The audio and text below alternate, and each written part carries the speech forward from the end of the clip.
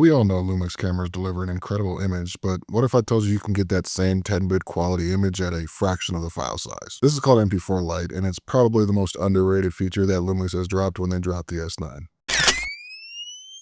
Panasonic introduced Mp4 Lite with the Lumix S9 for creators who wanted the same 10-bit quality without the massive file sizes. It's all about speed, shoot, transfer, and post, without sacrificing that signature Lumix look. Now, before we get into why that matters, I want to show you how it stacks up against the other formats that are in the S9.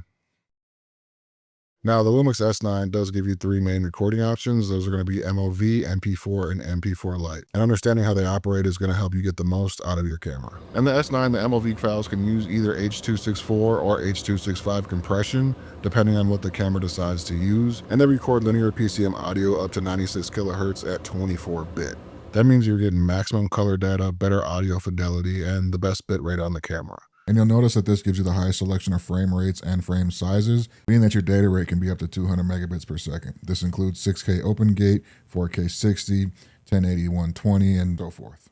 Now, this is something I use more for my professional side of things as it's designed to work with Vlog. So if you're heavily color grading or working on professional stuff, this is the format to use 10 out of 10 times. It's designed for Vlog and it's going to give you the best results possible. Next up is MP4, which most creators are familiar with. It also uses H.264 or H.265 for video, but it's more efficient and pairs with AAC audio as opposed to linear PCM at 48 kilohertz at 16-bit. So you're gonna need a lighter, more compatible file that can run on pretty much any software on any computer. It's not gonna bog it down and it's not gonna take up a ton of storage either. You're also gonna get a decent color depth that you can play around with, but it's not gonna give you any kind of results like you will with Vlog using MOV files. It is a good middle ground between MOV and MP4 Lite. Notice with MP4, you'll have a lot of the same selection for frame rate and frame size. The maximum data rate that you're going to get out of this is 100 megabits per second at 4K 60. But let's talk about our main topic, Mp4 Lite, the underrated codec. Now, Mp4 Lite uses only H.265, so it keeps those file sizes really small, but you still get that same 10-bit 420 color. And here with Mp4 Lite, you'll notice that you'll have a dedicated frame rate, frame size, and bit rate at 50 megabits per second.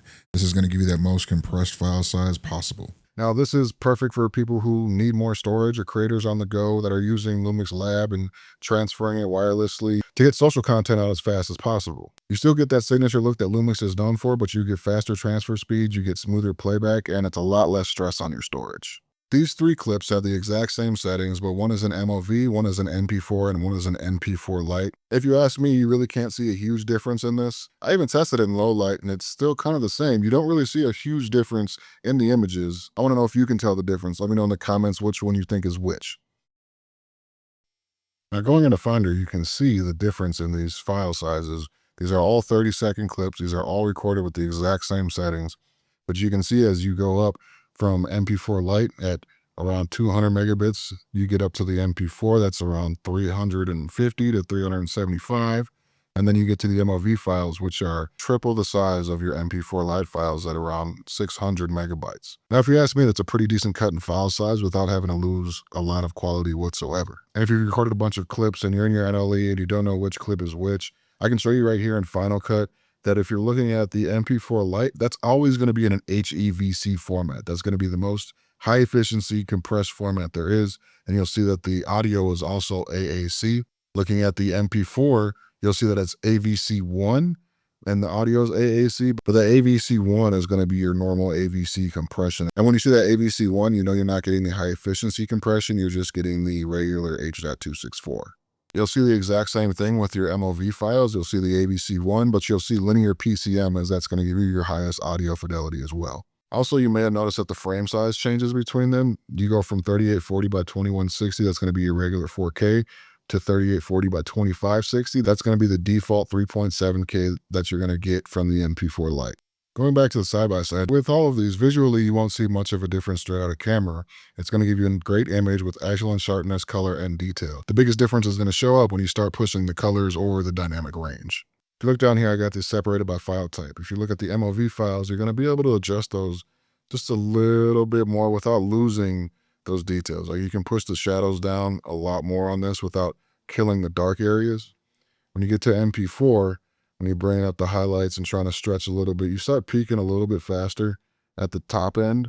But I think it still holds up pretty well, even though it's compressed format right here. But As you can see, as you go further and further on these wheels, that the image starts to look a little bit more wonky than it does when you're messing with the wheels in the MOV format. You see how the color maintains over here compared to it's now kind of purplish right here. And then you get to the MP4 Lite, you're going to have that other file size, so you're going to want to go ahead and resize that as well. Then when you start pushing this, you're going to probably see a lot more of the same as you're going to get out of the MP4.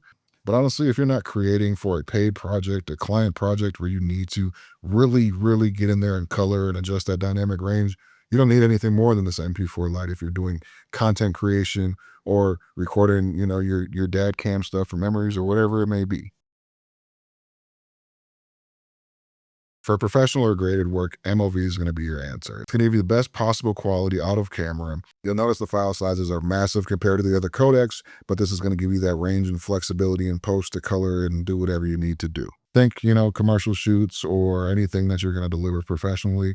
This is the codec that you need to use 10 out of 10 times. MP4 is going to be great for your YouTuber and everyday creator work. It's balanced. It's an all-around format. It records in 8-bit or 10-bit, and also running with AAC audio, it's going to be much easier for most computers to handle. And this is something that you can use for behind-the-scenes work or YouTube or, home movies or whatever it may be. But I do not recommend using this for any kind of paid work or commercial work. And finally, MP4 Lite, the hidden gem for the creator on the go. It uses the H.265 and gives you full 10-bit color, but it's going to give you a fraction of the file size.